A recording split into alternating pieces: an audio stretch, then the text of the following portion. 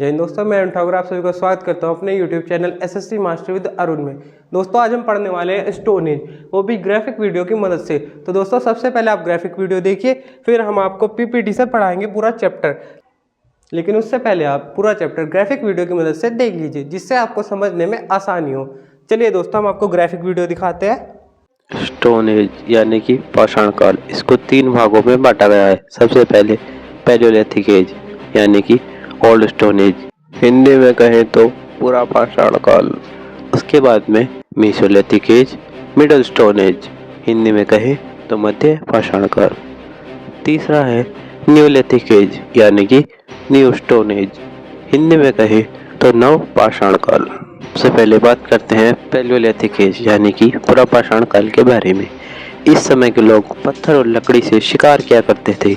इनके हथियार अच्छे नहीं थे। ओल्ड स्टोन एज के लोग कच्चा मांस खाया करते थे। इन्हें खाने को आग पर पकाकर खाने की नॉलेज नहीं थी। आग की खोज तो ओल्ड स्टोन एज में ही हो गई थी, लेकिन इस काल में लोगों को इसे यूज करना नहीं आता था। भीमबेटका की गुफा जो कि MP रायसेन में है, वहाँ से हमें पता चलता है कि ओल्ड स्टोन एज में पेंटिंग भी होती थी। इस समय लाइफ अनस्टेबल थी, क्योंकि लोगों के पास शिकार करने के लिए न तो अच्छे हथियार थे, न ही बदलते मौसम से बचने के लिए कोई सॉल्यूशन। समय बदलता गया, युग बीतते गए। आगे बढ़ते हैं हम मेसोलिथिक एज यानी कि मध्य पाषाण काल में। मध्य पाषाण काल में लोगों को आग की पूरी नॉलेज हो चुकी थी। शिकार करने के तरीके भी डेवलप्ड हो चुके थे। तीर, कमान और कुल्हाड़ी का प्रयोग शिकार के लिए होने लगा। इस काल में पर्यावरण गर्म रहने लगा, जिसके चलते ग्रासलैंड बनने लगे, जिसकी वजह से लाइफ स्टेबिलिटी बढ़ गई। लोगों ने मिट्टी के बर्तन बनाना भी सीख लिया और फिशिंग जैसी एक्टिविटीज भी होने लगी थी। इस काल में सबसे पहला पालतू पशु यानी कि एडोल्फ एनिमल कुत्ता था। न्यूलिथिक एज यानी कि पूरा पाषाण काल से हमें कोई भी शव दफनाने की परंपरा नहीं मिलती है, लेकिन मध्य पाषाण काल यानी कि मेसोलिथिक एज से हमें शव दफनाने की परंपरा के साक्ष्य मिलते हैं। दमदमा हरियाणा से हमें 3 शव एक साथ दफनाने के साक्ष्य मिले हैं। लेखिया मिर्जापुर उत्तर प्रदेश से एक साथ 17 शव दफनाने के साक्ष्य भी हमें मिलते हैं। लंगनाथ गुजरात से हमें एनिमल स्केलेटन के प्रूफ मिलते हैं, यानी कि उस समय में पशुओं को भी दफनाया जाने लगा। वाहदाहा UP से हमें युगल शव यानी कि कपल स्केलेटन के साक्ष्य मिलते हैं, जिससे हमें यह पता चलता है कि युगल यानी कि कपल्स को एक साथ दफनाया जाता था। इसी के साथ आगे बढ़ते हैं हम न्यूलिथिक एज यानी कि न्यू स्टोन एज, हिंदी में कहें तो नव पाषाण काल।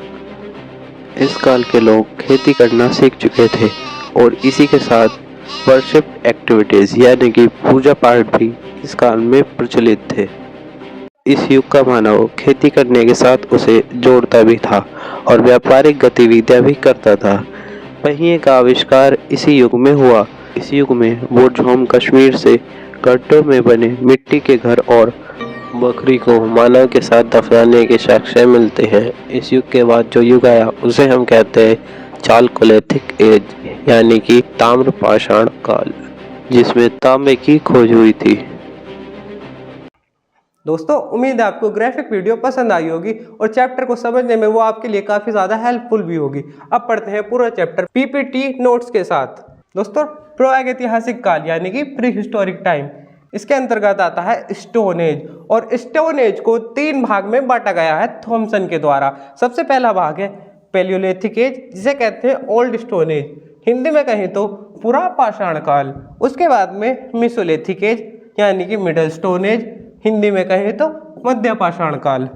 और थर्ड है न्यूलिथिक एज, जिसे हम कहते हैं न्यू स्टोन एज, हिंदी में कहें तो नव पाषाण काल। दोस्तों पाषाण काल का सबसे पहले अध्ययन रॉबर्ट ब्रूस फोर्ट ने 1863 में किया था, और इस अध्ययन में इन्हें क्या मिला था? इन्हें मिला था पल्लवपुरम से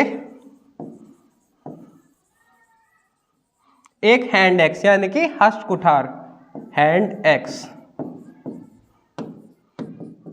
यानी कि दोस्तों कुल्हाड़ी। उसके बाद में पत्थर का प्रयोग भी इस काल में होने लगा, और किस प्रकार के पत्थर थे वो? इस प्रकार के पत्थर।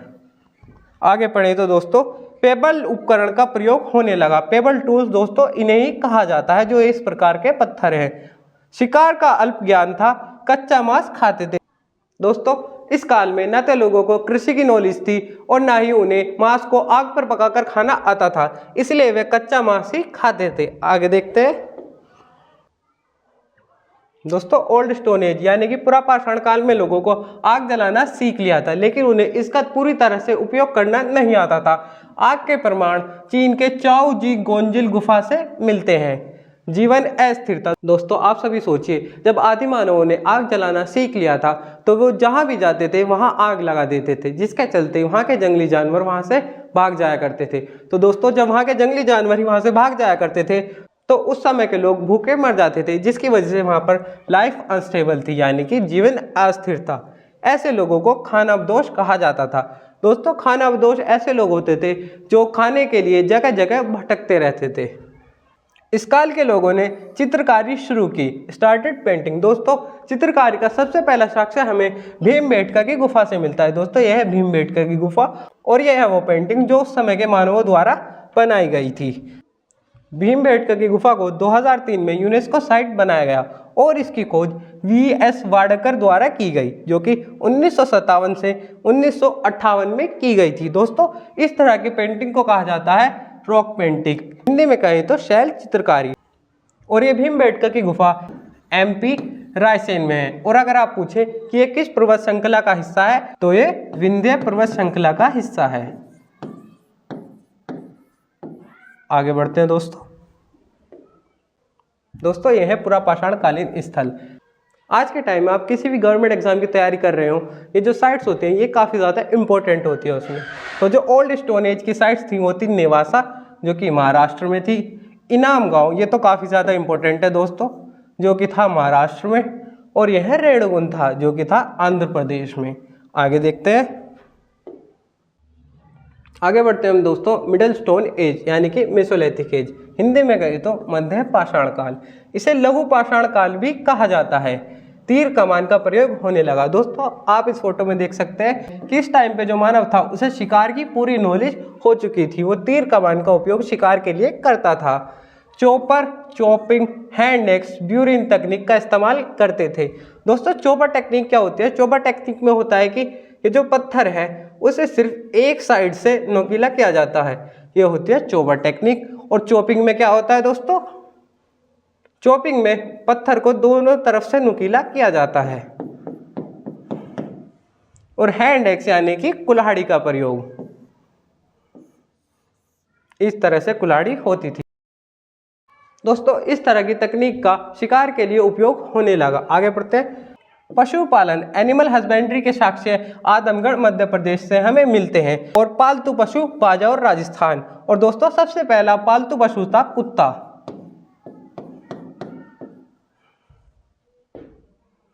दोस्तों इस काल के मानव ने मिट्टी के बर्तन बनाने भी शुरू कर दिए थे, जैसा कि आप इस पिक्चर में देख सकते हैं। दोस्तों हुआ कुछ इस प्रकार होगा कि जब वो लोग हाथ में ऐसे रखते थे तो उन्हें लगता होगा कि इस प्रकार की आकृति की चीज में हम चीजों को रख सकते हैं, तो उन्होंने मिट्टी के बर्तन बनाने शुरू किए थे। इसके साक्ष्य हमें इलाहाबाद उत्तर प्रदेश से मिलते हैं। दोस्तों यह मध्य पाषाण काल के प्रमुख स्थल, जिनमें है सगन कुल्लू, जिसमें हमें राख का टीला मिलता है, और दूसरा है जलहल्ली। दोस्तों ये दोनों ही कर्नाटक में हैं।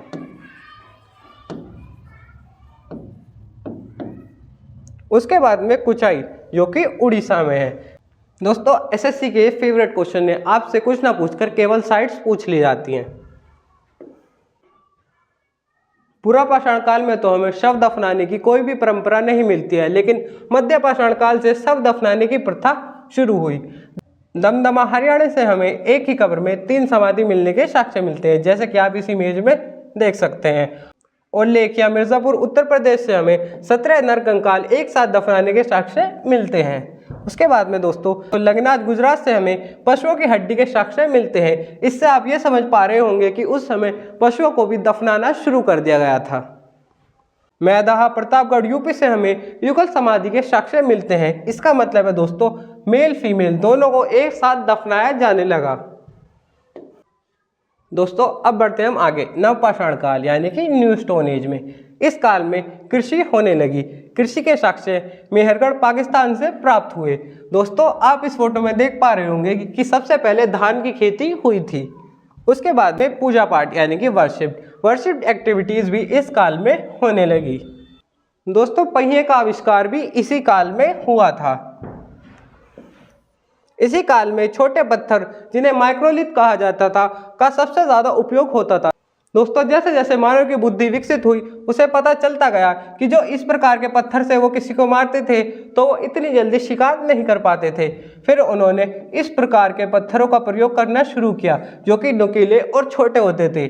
जब वो इस प्रकार के पत्थर से किसी को मारते थे तो वह तुरंत ही मर जाता था। तो इस प्रकार उन्होंने माइक्रोलिथ यानी कि छोटे और नुकीले पत्थरों का शिकार में प्रयोग करना शुरू कर दिया।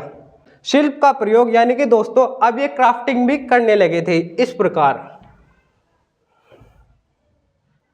दोस्तों नवपाषाण काल में ही स्थायी आवास शुरू हुआ। इससे पहले क्या होता था, लोग खाने की खोज में इधर उधर भटकते रहते थे, लेकिन नवपाषाण काल में उन्होंने अपना स्थायी घर बना लिया। इसकी इंपॉर्टेंट साइट देखें तो पिकलिकल हुल्लूर जो कि कर्नाटक में है, उतनूर जो कि तेलंगाना में है, चिरांद जो कि बिहार में है, गुफकराल गर्तवास यानी कि दोस्तों गड्ढे में बने घर, और बुर्जहोम मानव के साथ कुत्ते का शव, दोस्तों ये दोनों कश्मीर में हैं।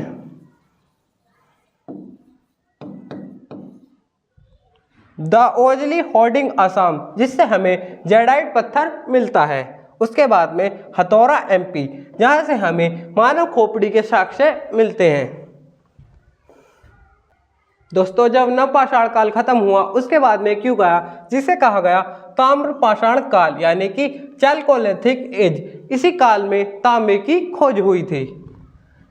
नवपाषाण काल के बाद का समय जैसे कि मैंने आप सभी को बताया तांबे की खोज इसी काल में हुई थी। मानव द्वारा प्रयुक्त पहली धातु थी दोस्तों तांबा जिसे कहते हैं इंग्लिश में फर्स्ट मेटल, और फर्स्ट एलॉय यानी कि पहली मिश्र धातु थी कांसा जिसे कहते हैं ब्रोंज। दोस्तों आगे जब हम हड़प्पा सिविलाइजेशन पढ़ेंगे तो उसमें आपको ब्रोंज मिश्र धातु का सबसे ज्यादा प्रयोग दिखेगा, और उसके बाद में हुआ लोहा, और लोहे के सर्वप्रथम साक्ष्य हमें अतरंजी खेड़ा एटा यूपी से मिलते हैं। दोस्तों हिस्ट्री को ऐसे ही अमेजिंग तरीके से पढ़ने के लिए हमारे YouTube channel SSC mastery with को सब्सक्राइब करना ना भूलें। वीडियो को लाइक करें। आज के लिए बस इतना ही, धन्यवाद।